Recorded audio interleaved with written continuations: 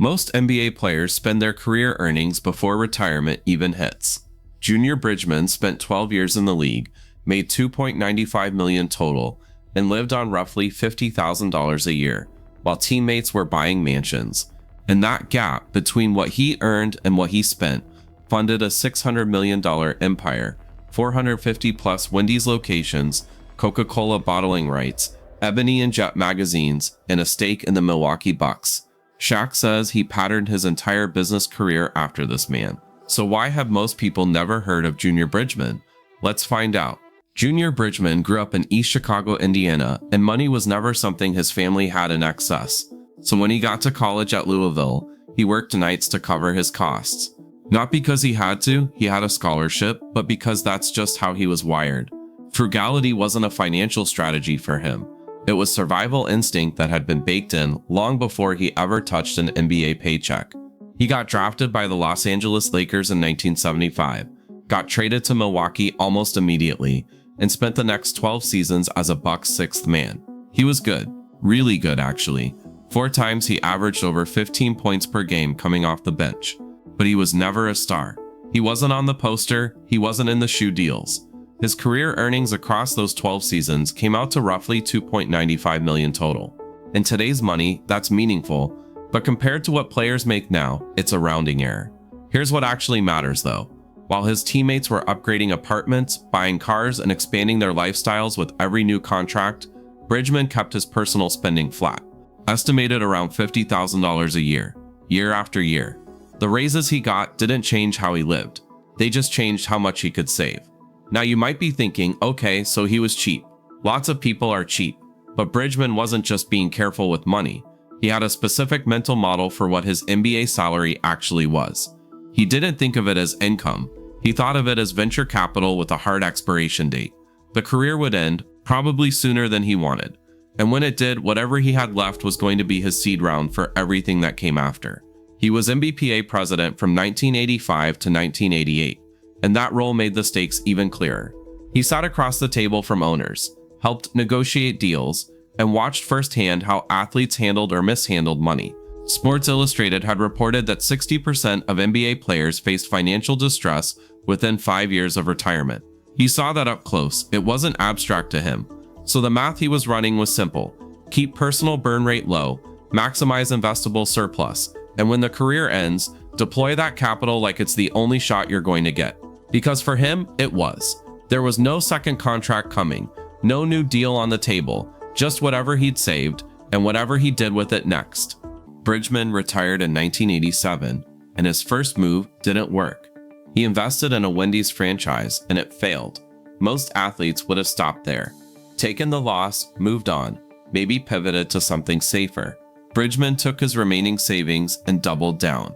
In 1988, he bought 5 Wendy's locations in Milwaukee, bootstrapped entirely from his career savings. No outside capital, no investors, just the money he hadn't spent for 12 years, now going to work. This is where the flywheel starts. Profits from those 5 locations didn't go into a nicer house.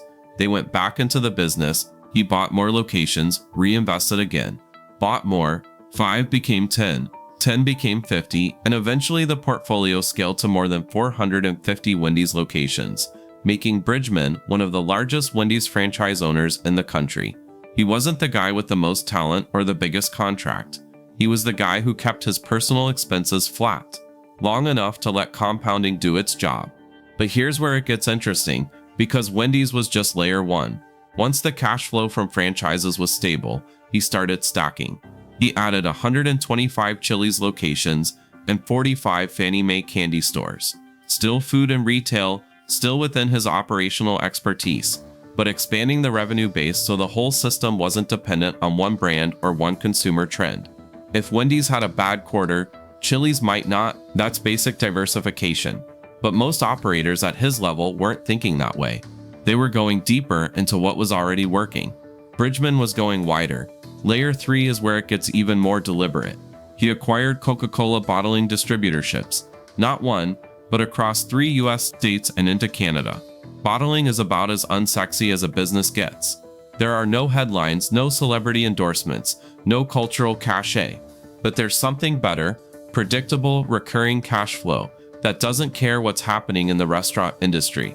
It's the kind of revenue that stabilizes an entire portfolio and gives you room to take bigger swings elsewhere. And he did take bigger swings. He bought Ebony and Jet magazines. Now, some people looked at that and saw a struggling legacy media play. Bridgeman saw brand equity with a specific audience and cultural legacy that went beyond the financials.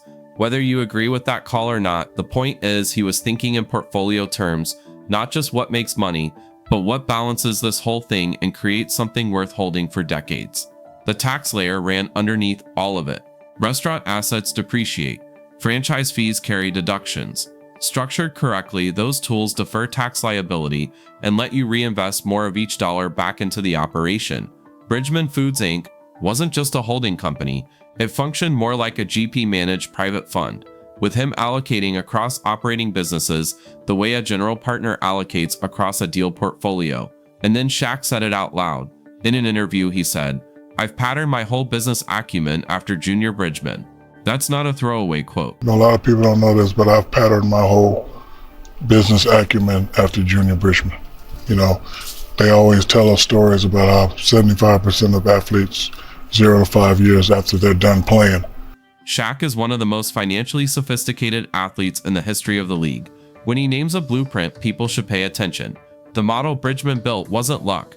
It was the direct result of 12 years of low personal burn rate converted into deployable capital, then reinvested through a disciplined, layered system that kept compounding long after the playing days were over. Here's where the story shifts from operator to investor, and where the generational piece locks in. In 2025, Bridgeman purchased a 10% minority stake in the Milwaukee Bucks, the same franchise where he spent his entire playing career. That's not nostalgia. That's a long-term appreciation asset in a league where franchise values have done nothing but climb for 30 years. He's not running the team. He's holding equity in something that compounds quietly, while the rest of the portfolio generates cash. He's also involved in NBA Africa, which positions him inside the highest growth basketball market on the planet. That's not a retirement hobby. That's portfolio expansion into a geography that most investors can't access without exactly the kind of credibility and relationships he spent decades building. When you zoom out and look at everything together, the franchises, the bottling rights, the media assets, the Bucks stake, it maps almost exactly onto how a private equity GP structures a fund. You've got a core allocation in stable cash-generating operations. You've got a growth layer in scalable distribution and media. And you've got a legacy layer in sports equity that's designed to appreciate over a very long horizon. Bridgeman Foods Inc. isn't structured like a typical business. It functions like a diversified private fund with him as the general partner. Adam Silver has publicly recognized his entrepreneurship and his MBPA legacy in the same breath. That kind of institutional credibility doesn't come from having the most money. It comes from building something that actually lasts, and from doing it in a way that the people running the league can point to and say, this is what it looks like when an athlete does it right. And that brings you back to the core of the whole story. Generational wealth isn't built on salary. It's built on the gap between what you earn and what you spend. Bridgeman's entire arc, from working nights in college to a $600 million empire, is proof that the gap is the strategy. The frugality wasn't the sacrifice, it was the investment. That's the Bridgeman model. Treat income as seed capital, keep personal burn rate low, stack cash flows in layers, and diversify across stability, growth, and legacy. He didn't need a massive contract or a shoe deal. He needed discipline and time. If you work in sports business and want to understand how athletes can build PE-style vehicles like this, watch the next video. I break down the full athlete investment structure and where most advisors get it wrong. Subscribe so you don't miss it.